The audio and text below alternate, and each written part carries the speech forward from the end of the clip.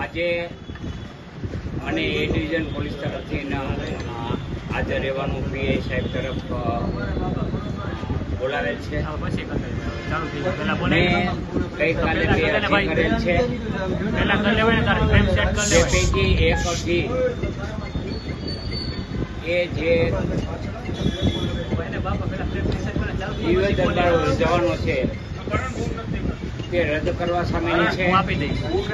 અમારી હનુમાન કથા વિશે કોઈ વાંધો નથી, તે ચાલુ રહેવી જોઈએ, એને અમે આવકારીએ છીએ. એક સનાતની તરીકે હનુમાન કથા થાય તે એ આવકારને પાત્ર છે.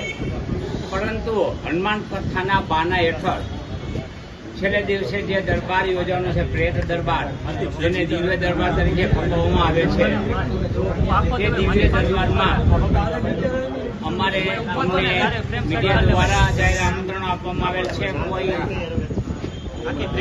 લેખિત આમંત્રણ કે પત્રિકા દ્વારા આમંત્રણ આપવામાં આવેલ નથી. એટલે સામાન્ય પ્રજા જ્યાં જાય છે ત્યાં અમારે ઉપસ્થિત રહેવાનું છે. એટલા માટે થઈને અમે જેવી રીતે અંધશ્રદ્ધા ફેલાવનાર બાગેશ્વર ધામના ધીરેન્દ્ર શાસ્ત્રીજીને જે સુરક્ષા આપવામાં આવે છે, તો એમના આલોચકોને કેમ નહીં? તો એમના આલોચકોને પણ એનો પર્દાફાશ કરવા પોલીસ સુરક્ષા આપવી જોઈએ તેવી અમારી માંગણી કરતી બે અરજીઓ કરેલ છે. એક તો માત્ર ને